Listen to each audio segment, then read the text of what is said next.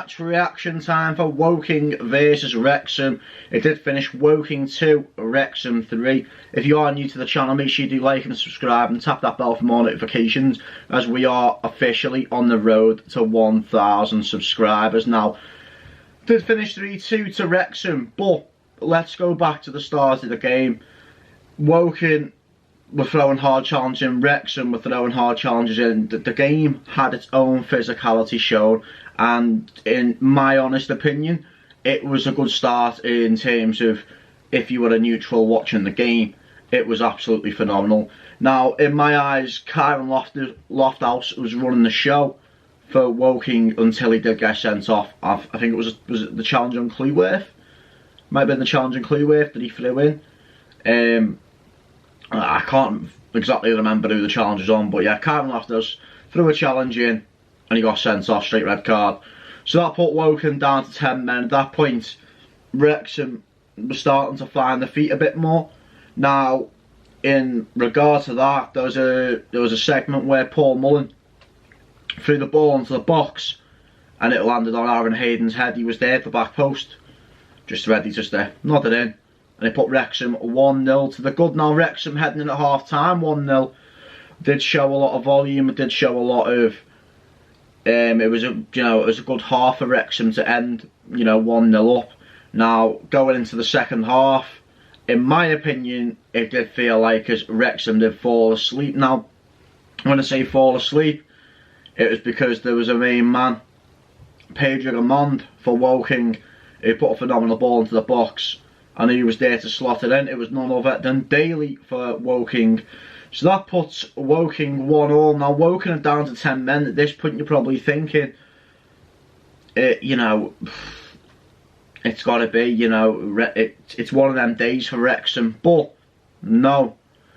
Because there was a throw-in. Went back to Ben Tozer. Ben Tozer throws, but he doesn't throw it in the box. He puts a nice, smart ball into the box. Now, for a centre-back to get a brace, the last time I seen a centre-back get a brace was Yerry Mina away to... Who was it away to? Away to Watford it was, and Yerry Mina got a brace there. Now,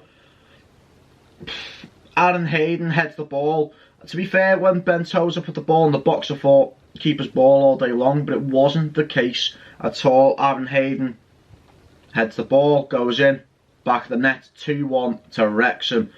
Now, I've got to give kudos to Elliot Lee in regards to how he dictated the game when he came on, because, to be honest, it's shown that Parkinson as well had a plan B. Now, Elliot Lee, I think it was Jacob Mendy, he was saying to him, the ball has to go forward, it needs to go forward. Now, in my eyes, Max Cleworth came off for Elliot Lee. That was correct, yeah. Max Cleworth came off for Elliot Lee, and he did go to a 4-back formation, Phil Parkinson. It was like a 4-3-1-2 or something like that anyway. It had like a diamond formation. And to be honest, that was very, very smart of Phil Parkinson. Now, I have been known to question Phil Parkinson. I've questioned him on a lot of things, his tactical ability, his judgment. And to be honest, he made the smart judgment by bringing on Elliot Lee, who did show his class on and off the ball. Now, going on to Wrexham getting the third goal now. I think it was Elliot Lee who did put the ball into the box.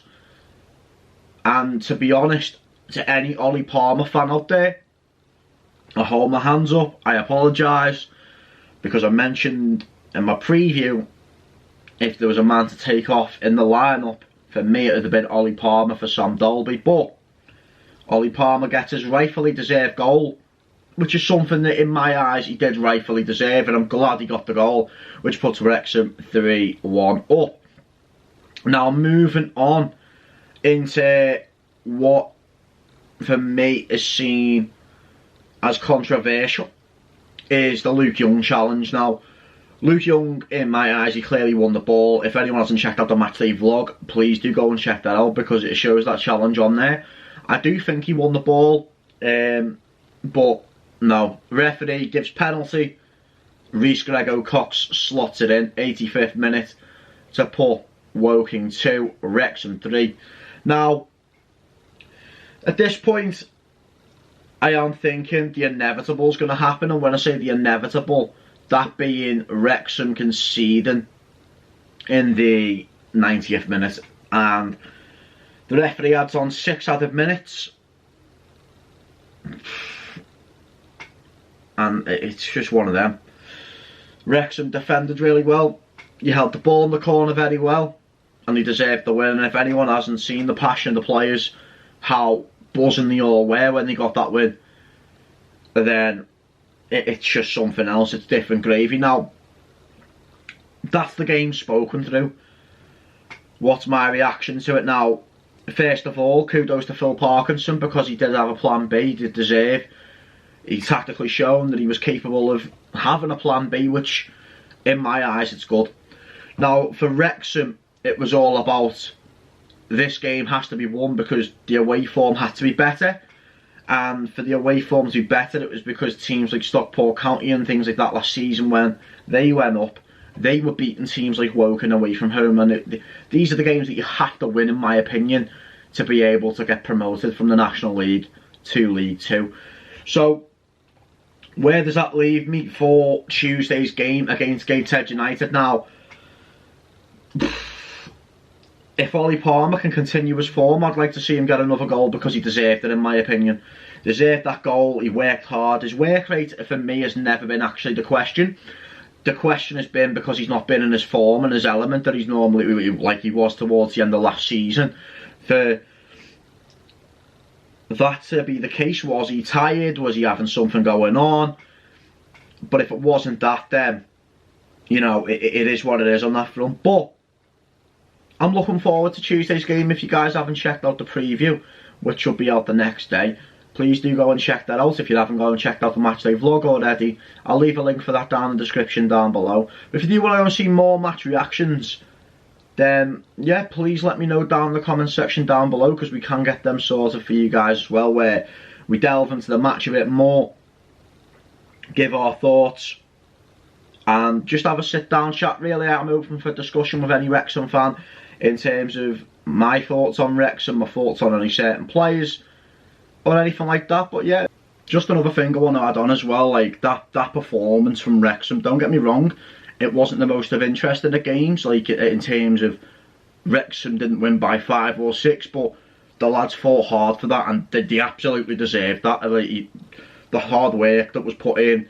yeah, it wasn't the best of performances, but to beat teams away from home, it doesn't matter if you put the best performance in, or whether you're going to fight to the core or fight to the ground, or just to get yourself over the line. It's what matters, trust me. And it's these type of wins and these type of victories, you might not see it in the long run as, oh, you know, well, they should be beating 5-6-0, but don't get me wrong, they fought for that, and they absolutely deserved it as well. I say though, but the lads fought hard. Parkinson got his tactics right, and you know what, Woking fans, to be fair to them, they brought a few. Like, I never expected Woking to have that many fans, especially at home as well.